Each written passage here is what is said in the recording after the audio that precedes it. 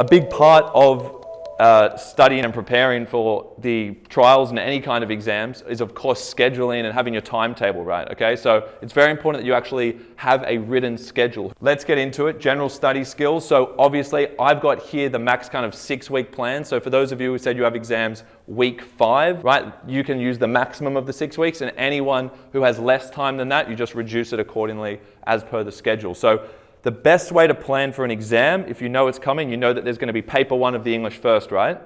So because you're doing paper 1 first, the way I think about preparing for the exam is to think, what would I be doing the night before? So you start there. You start at what am I doing the night before, right? Or the morning of, but you're not going to be studying the morning of. So it's the night before is the last opportunity you have to study. Therefore, that's the first thing that we consider. Do you understand? Because then you'll work backwards.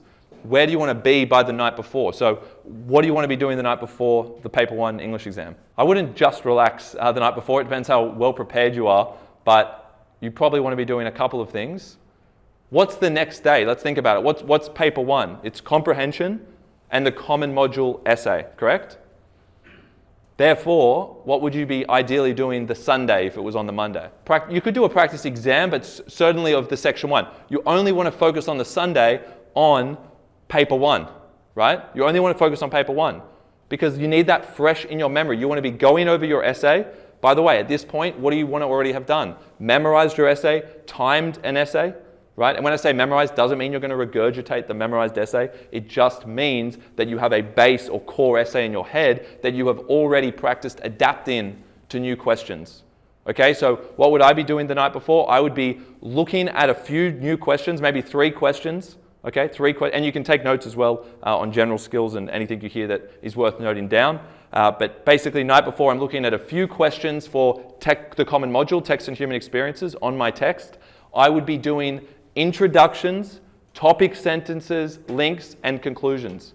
And probably you could eliminate conclusion there. This is not to say you wouldn't do conclusions or body paragraphs at another time. This is to say the night before, I'm focusing on my introductions, topic sentences. I'll actually reduce it to those 2 things. That's realistically, if I have studied a lot for this the night before and the day before, I'm doing, has everyone written that down? Introductions, topic sentences. They're the most important part of the essay. Why? Because it carries a disproportionate weight because it's the first thing that the marker reads. So as soon as they get through your introduction, they've already put you into a band, roughly in their head, right? So if you're not in the band 6 band after the introduction, it's going to be very hard to kind of claw your way out of band 4, band 5 territory back up to band 6. Don't you agree?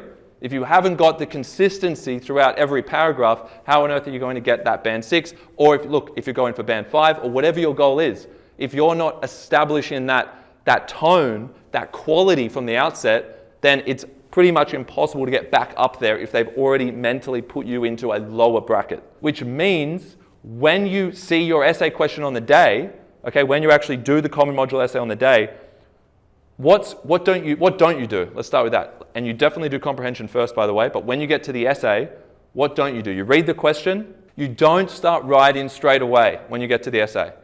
Okay, you don't put pen to paper straight away because the thesis, right, your first 1 or 2 sentences are going to set the tone. If the introduction is the most important part of the essay, then the first couple of sentences are the most important sentences of the essay. And what do a lot of people do in their first sentence or 2? They just repeat the question or just change it a little bit, basically not adding any insight because they're warming up. They're warming up into the essay. Does anyone find they do that? They're kind of warming up, getting their thoughts together. So, I'll spend a couple of sentences just thinking. Does anyone do that?